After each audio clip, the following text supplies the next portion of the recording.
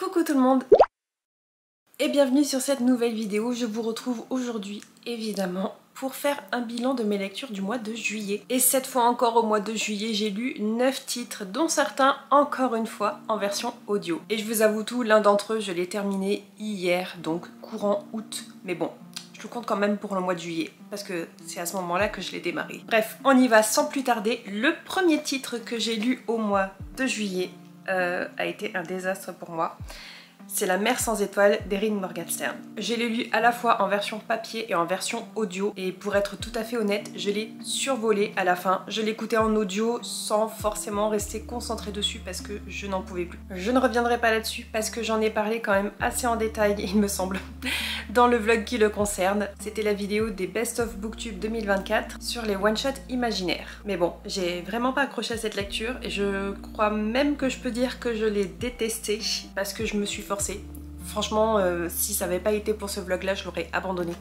J'aurais dû l'abandonner de toute façon, quoi qu'il arrive. L'une de mes pires lectures de l'année, clairement. Que ce soit au niveau de l'intrigue, mais aussi et surtout au niveau de mon ressenti et des émotions que j'ai pu ressentir justement à cette lecture, en papier et en audio. J'ai souffert. Je veux plus revenir dessus. Mais heureusement, au mois de juillet, j'ai aussi fait de très bonnes lectures. Et l'une d'entre elles, c'était The Phoenix Pencil Company de Alison King, qui était la lecture du Reese's Book Club du mois de juin. Parce que je suis toujours un petit peu à la bourre. Et comme j'arrivais pas à accrocher à La mer sans étoiles, je l'avais plus ou moins laissé de côté pour démarrer cette lecture et qui a été vraiment un coup de cœur. C'est un roman qui n'a pas encore été traduit en français et franchement, quand il le sera, je vais vous bombarder avec. Et c'est un titre avec une grosse part d'historique puisqu'on suit ici deux temporalités. L'une d'entre elles, c'est de nos jours, où l'on suit notre personnage principal, dont j'ai oublié le prénom malheureusement, qui est petite fille d'émigrés chinois. Elle est née et elle vit aux États-Unis et même si elle a passé quelques vacances à Shanghai pendant son enfance, le plus gros de sa vie, le plus gros de son identité finalement, c'est qu'elle est américaine. Et comme je vous ai dit que c'est un roman à grosse part historique, c'est parce qu'on suit la deuxième temporalité qui est celle de sa grand-mère à l'époque où elle était enfant, adolescente, jeune femme, et cette femme-là, elle est née et elle a vécu en Chine, à Shanghai plus particulièrement, puis à Taïwan, avant d'émigrer aux États-Unis. Donc on va suivre toute son histoire. C'est un roman avec une petite pointe de magie, puisque la particularité des femmes de cette famille, outre le fait qu'elles gèrent une fabrique de crayons de papier, c'est surtout qu'à travers ces crayons de papier, quand elles insèrent la mine de crayons dans leur poignet, elles sont capables de retranscrire ce que ce crayon a pu écrire, dessiner et revivre les émotions de la personne qui a utilisé le crayon. Et ce pouvoir-là a une importance à la fois dans la relation intergénérationnelle des personnages, mais aussi dans leur histoire et l'histoire avec un grand H. Un roman que j'ai adoré, à la fois justement dans son intrigue, dans l'exploration des relations entre les personnages, des relations familiales. J'ai adoré le fait que l'histoire de cette famille soit entremêlée avec l'histoire de la Chine à ce moment-là, entre la première et la deuxième guerre mondiale, mais aussi la guerre civile en Chine. Bref, j'ai tout adoré, que ce soit les personnages, l'histoire avec un grand H, c'était un régal. On y aborde aussi le thème de la maladie, puisqu'au cours du récit, on découvre que la grand-mère est atteinte d'une maladie et on y suit son ressenti à elle, mais aussi celui de sa petite fille qui se voit confrontée à l'âge avancé de ses grands-parents et au fait que, oui, ils ne sont pas immortels et vont bien finir par mourir tôt ou tard, malheureusement. C'était extrêmement beau, extrêmement touchant et j'ai adoré cette histoire. J'ai vraiment hâte à la fois d'avoir ma copie en version anglais parce que j'ai tellement aimé que je veux avoir mon exemplaire. Mais aussi, comme je vous le disais tout à l'heure, quand il sortira en français, je vais vous spammer avec parce que c'était vraiment trop bien et très très beau. Après ça, Summerwind est arrivé et si vous ne connaissez pas Summerwind, c'est tout simplement une semaine en été où on lit des romans d'horreur, des romans qui font peur, en hommage à Halloween qui tarde un peu trop à arriver. Et pour cette semaine-là, je m'étais fait une petite pile à lire. Malheureusement, je n'ai pu lire qu'un seul titre et c'était pas vraiment ce que j'en attendais.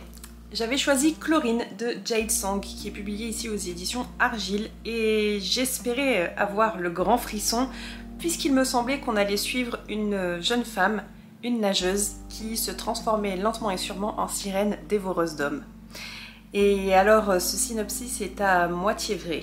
Malheureusement pour moi, ça ne l'a pas fait quand même. On y suit bien une jeune fille nageuse professionnelle en devenir qui se transforme lentement mais sûrement en sirène mais elle dévore personne. Le côté horreur finalement m'a carrément laissé tomber. On est plus dans de l'horreur façon horreur corporelle, puisque Ren, notre personnage principal, est tellement obsédée par les sirènes qu'elle fait tout pour se transformer progressivement en l'une d'entre elles, quitte à se mutiler, à changer physiquement son corps pour ressembler à une sirène. Je vous cache pas que j'ai été assez déçue par ce roman parce que forcément c'est pas du tout ce que j'attendais, mais aussi parce que j'ai peiné à m'attacher au personnage, à l'histoire et à ce que notre personnage traversait finalement. On est plus ici dans le côté obsessionnel de Ren, obsédée par les sirènes mais aussi obsédée par la compétition, les résultats, parce qu'elle veut être la meilleure, elle veut rester la meilleure, quitte à, justement, comme je vous le disais tout à l'heure, se mutiler pour se transformer en sirène. L'autrice en profite pour dénoncer les dérives de toute cette pression autour du sport et des résultats sportifs. Je vous avoue que j'ai aussi eu du mal avec le fait que finalement, arrivé à la fin, je savais toujours pas si notre personnage s'était réellement transformé en sirène et si du coup on était sur un récit avec une pointe de fantastique ou si tout se passe dans sa tête et qu'elle est complètement folle. Voilà, ça fait plusieurs semaines que j'ai terminé ce roman et je ne sais toujours pas ce qu'il en est finalement. Est-ce que tout se passe dans sa tête et elle est juste mentalement instable au point de se prendre pour une sirène, ou est-ce qu'on évoluait vraiment dans un monde où le réalisme magique existe? Je sais toujours pas. Et du coup, je sais toujours pas quoi penser de ce roman. À part le fait que j'ai été déçue parce qu'elle bouffait pas des gens. Après ça, j'ai continué ma découverte de Robin Hobb avec cette fois-ci le tome 4 du premier cycle de l'Assassin Royal avec Le Poison de la Vengeance, qui est aussi le premier tome de cette deuxième intégrale Pavé des familles. Et une fois encore, je me suis régalée. J'ai dévoré ce premier tome malgré, encore une fois, des pages hyper fines et hyper bien remplies. Mais on retrouve ici notre personnage Fils Chevalerie en bien mauvaise posture et complètement changé par rapport à la fin du tome 3. Évidemment, je ne peux pas vous en dire plus parce que je vous spoilerai tout ce qui s'est passé dans les 3 premiers tomes, mais on redécouvre ici notre personnage principal qui se voit quand même assez isolé, qui a perdu ses points de repère, qui ne peut plus évoluer avec ses amis, il ne peut plus compter sur personne.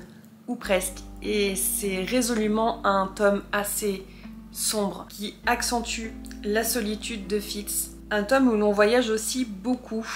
Encore une fois, ça reste difficile de vous en dire plus sans forcément spoiler ce qui s'est passé avant.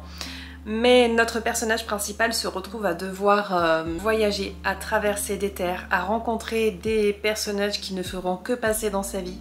Ou peut-être plus, même s'il finit toujours par se retrouver seul, et ça lui permet aussi une certaine introspection à découvrir des choses parfois sur lui-même, parfois sur d'autres personnes à force de réfléchir, et on sent bien que c'est un tome qui pose les bases pour la suite, un tome un peu charnière où il se passe quand même pas mal de choses, même si on sent que pour la suite ça va clairement barder. Pour lui ou pour d'autres personnages, on verra bien. Mais ça va chauffer. Et en parlant de tomes où ça chauffe, où il se passe plein de choses, mais qui posent aussi les bases pour une suite où ça va encore plus chauffer, j'ai écouté la suite de Dungeon Crawler Carl et du coup j'ai aussi acheté les tomes 1 et 2 parce que je me régale toujours autant avec cette série. C'est donc L'Ogive du Jugement Dernier, le tome 2, que j'ai écouté en version audio. Et là encore, je me suis régalée.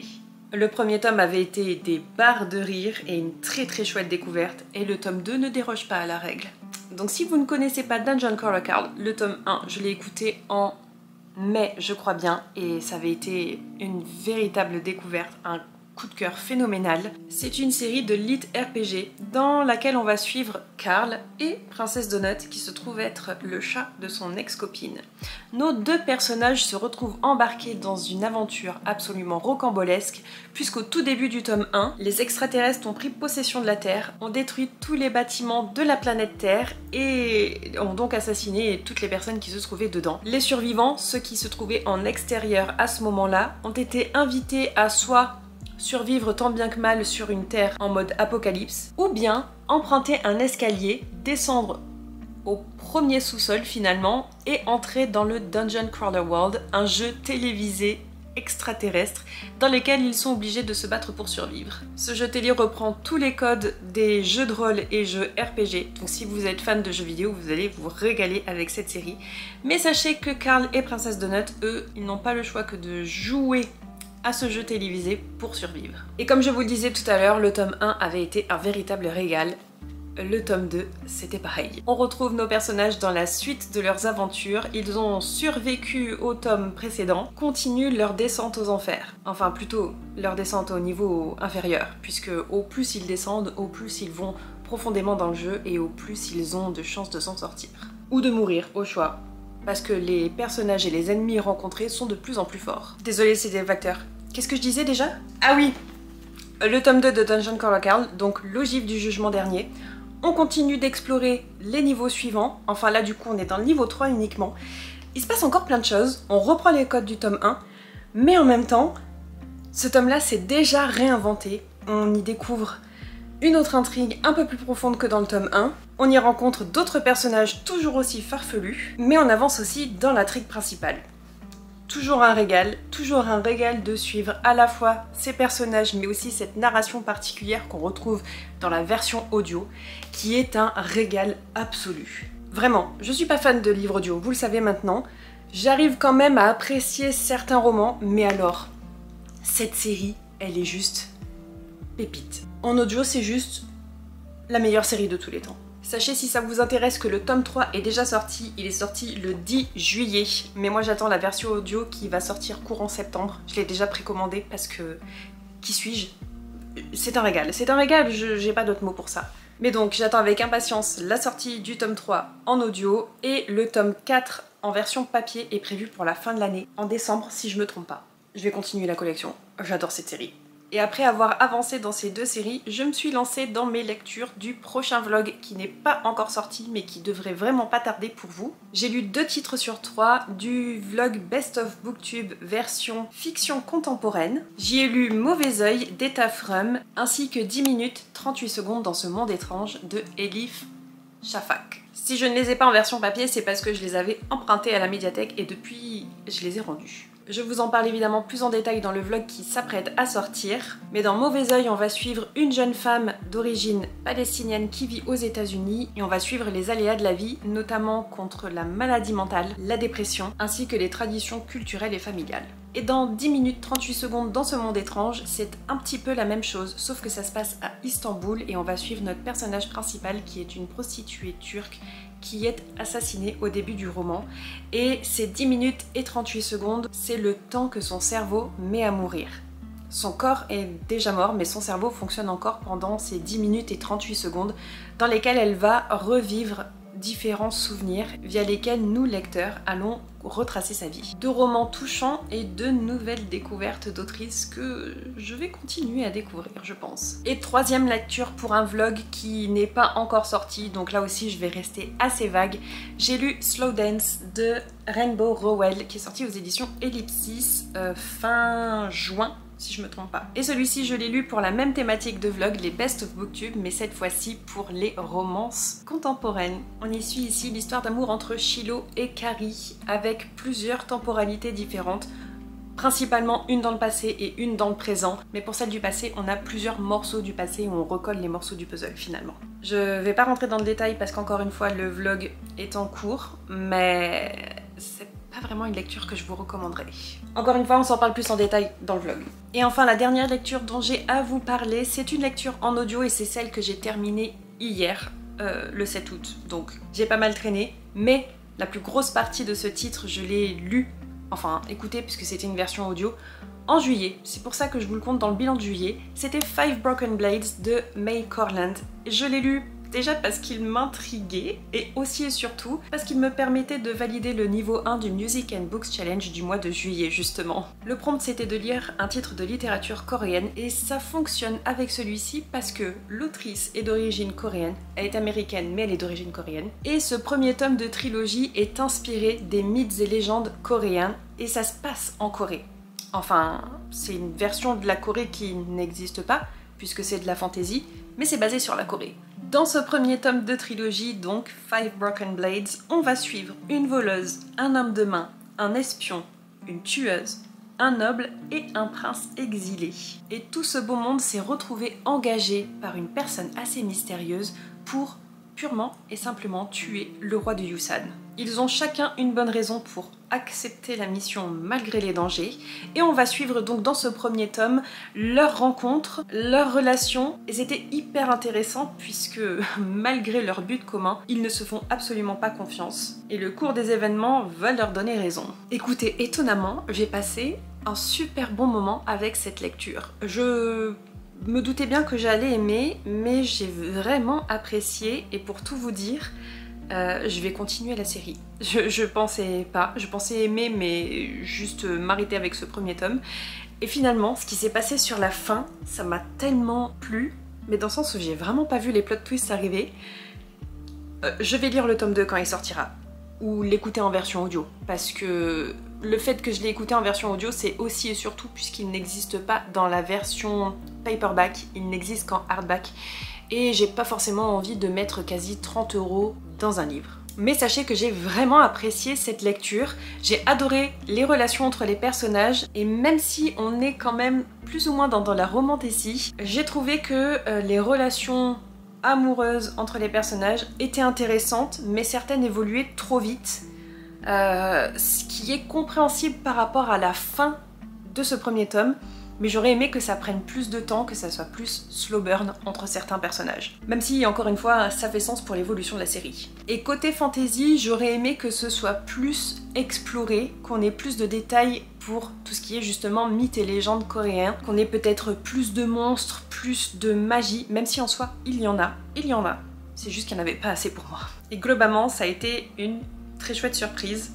Je vous recommande la lecture, la découverte de cette série, ou du moins du premier tome. Je sais pas encore ce qu'il en est avec les tomes suivants. Les tomes 2 et 3, donc l'entièreté de la série, a été publiée en anglais, mais je sais pas si on a une date pour le tome 2 pour une sortie française. Si vous le savez, n'hésitez pas à me dire dans les commentaires. En tout cas, clairement, je me suis régalée avec Five Broken Blades. On y retrouve tout ce que j'aime. Des manipulations politiques, de la vengeance, des trahisons. On ne peut faire confiance à personne, et c'est carrément ce que j'aime. Très étonnée avec cette série, mais très étonnée positivement. Voilà ce qu'il en est de mes 9 lectures du mois de juillet. Encore une fois, j'ai l'impression d'avoir lu vraiment pas grand chose, et quand je fais le bilan, je me rends compte que j'ai bien descendu ma pile à lire. Quoique. Maintenant, passons rapidement, si vous le voulez bien, à mes prévisions de lecture pour le mois d'août, même s'il est déjà bien entamé. Et bien tout d'abord, il faut que je termine mes vlogs que j'ai ouverts, puisque, comme je vous le disais tout à l'heure, j'ai lu 2 titres sur 3 pour le vlog des fictions contemporaines, donc il faut que je lise le dernier, et c'est The Wedding People d'Alison S. Pack, et celui-ci c'est une lecture en anglais, donc il faudrait que je lise celui-ci, et pour terminer le vlog des Best of Booktube version romance contemporaine, et bien voilà, vous avez la petite révélation de la surprise entre guillemets, le dernier Abby Jiménez et le dernier Emily Henry. Ce qui tombe très bien puisque le dernier Emily Henry, c'est aussi notre lecture du Music and Books Club. Donc pour valider le niveau 2, le niveau de précision du challenge lecture du mois d'août, eh bien il faut lire Funny Story. Donc 2 fois plus de raisons de le lire au mois d'août. C'est parfait. Donc au mois d'août, on clôture 2 vlogs lecture entamés. Il faut aussi que je lise le tome 5 sur 6 du premier cycle de l'Assassin Royal de Robin Hobb. Donc ici c'est la voix magique, et du coup pour moi c'est aussi le tome 2 de la 2e intégrale qui fait voilà, il fait cette partie là. Ici c'est ce que j'ai déjà lu, le tome 4. Ici on a le tome 5, et pour le mois prochain il y aura le tome 6 de ce côté-ci. Trop hâte de me replonger. Je suis évidemment en retard dans la lecture commune puisqu'on l'a démarré le 4 août. Et quand je vous filme cette vidéo, on est le 7 et j'ai toujours pas entamé ma lecture. Je serai à la bourre, mais c'est pas grave. Je sais que je vais rattraper le temps perdu parce que je vais dévorer les chapitres, comme d'habitude. J'aimerais aussi beaucoup me mettre à jour dans mes lectures pour le Reese's Book Club puisque comme j'ai lu la lecture du mois de juin en juillet, eh bien la lecture du mois de juillet, je l'ai toujours pas lu. C'était Spectacular Things. J'ai oublié le nom de l'autrice, mais je vous mets l'image juste ici. Je l'ai sur ma Kobo, il est prêt à être démarré, c'est juste que j'ai pas encore eu le temps. Et évidemment, la lecture du mois d'août a déjà été annoncée, c'est Once Upon a Time in Dollywood, je crois. Là aussi j'ai oublié le nom de l'autrice, donc encore une fois je vous mets l'image. Donc à l'heure où je vous parle, je suis en retard de 2 titres. Enfin je suis en retard officiellement de 1, et forcément j'ai aussi le 2e à lire. Donc pour rattraper mon retard, il faudrait que je lise au moins l'un des deux. Si c'est fait à la fin du mois d'août, c'est vraiment cool. Mais je vous avoue que j'ai peu d'espoir. J'ai peu d'espoir parce que j'ai aussi emprunté des livres à la médiathèque et la fin de les emprunts, ça sera pour fin août, début septembre. L'un d'entre eux, je l'ai entre mes mains, l'autre, il est resté en bas avec Ruby. Mais c'est le premier tome de la série de Richard Osman, cette série de Cozy Mystery qui va sortir à la fin du mois d'août justement en série sur Netflix. Donc je voudrais lire le premier tome pour enfin regarder la série avec ma maman. Parce que je me doute qu'elle va vouloir la regarder. Mais moi je veux lire le livre d'abord. C'est le Murder Club du jeudi. Cette série de Cozy Mystery où on suit des personnages retraités qui vivent dans une maison de retraite. Donc vraiment c'est des personnages âgés qui ont entre 70 et 80 ans qui résolvent des cold cases. Ça a l'air trop bien, ça a l'air drôle. En plus on suit des personnages ultra matures puisqu'encore une fois 70-80 ans. J'adore suivre des personnages âgés. Je pense que ça sera drôle aussi. Je veux savoir ce qu'il en est. Je veux savoir ce qu'il en est. Et l'autre titre qui est resté en bas, comme je vous le disais à l'instant, c'est le roman de Pierre Lemaitre, Un avenir radieux si je me trompe pas, qui est le lauréat du prix Babelio 2025 dans la catégorie littérature française. Donc pour enfin démarrer cette découverte des lauréats, il faudrait que je lise celui-ci. Je suis moyennement emballée. Souhaitez-moi bonne chance. Et avant de clôturer cette vidéo, un rapide bilan de mes différents challenges. Pour les livres lus en anglais, eh bien j'en ai lu un au mois de juillet, c'était The Phoenix Pencil Company, que je vous recommande. Je n'ai pas lu de classique et je n'ai pas lu de non-fiction, donc j'avance toujours pas sur ces petits challenges là, mais c'est pas grave. Je n'ai pas avancé non plus dans ma palle ultime de 2025, c'est d'ailleurs le sujet de la prochaine vidéo qui sortira, mais j'étais persuadée que j'avais mis La mer sans étoiles dans ma palle ultime de 2025 et en fait, si on regarde, c'est pas du tout le cas. C'est pas du tout le cas. Donc, j'ai pas avancé là-dessus non plus. Pour ce qui est de mon petit challenge Année de la mer 2025 et donc lire un livre autour des océans, de la mer, eh bien c'est malheureusement pas fait non plus. J'espérais valider avec Chlorine, mais ça n'a pas du tout été le cas. Et je considère que La mer sans étoiles ne le valide pas non plus, parce qu'on n'était pas dans la mer. Et enfin, dans mon petit challenge du book club de Reese Witherspoon, bah je suis toujours à la bourre. Je les lis, mais je suis toujours à la bourre quand même. Donc, on continue. Je crois que c'est tout. J'ai toujours énormément d'envies de lecture différentes et toujours pas assez de temps pour lire tout ce que j'ai envie de lire. Mais c'est pas grave. Le principal, c'est que j'avance. J'arrive à lire quand même presque tous les jours. Presque. C'est la fin de cette vidéo. Si vous avez lu l'un des titres que je viens de vous présenter, n'hésitez pas à me le dire dans les commentaires. Dites-moi aussi quel est votre titre préféré du mois de juillet 2025. Si vous avez eu une lecture coup de cœur, n'hésitez pas à le dire en dessous. Et comme d'habitude, si vous ne souhaitez pas de laisser de commentaires trop longs, vous n'avez pas d'inspiration, laissez-moi un petit emoji citron en rapport avec Funny Story, puisque sur le dos du livre, on a des petits citrons un petit peu partout, et puis ça fait référence à l'été. On adore ça. Quant à nous, on se retrouve très bientôt dans une prochaine vidéo. Je vous dis bye bye!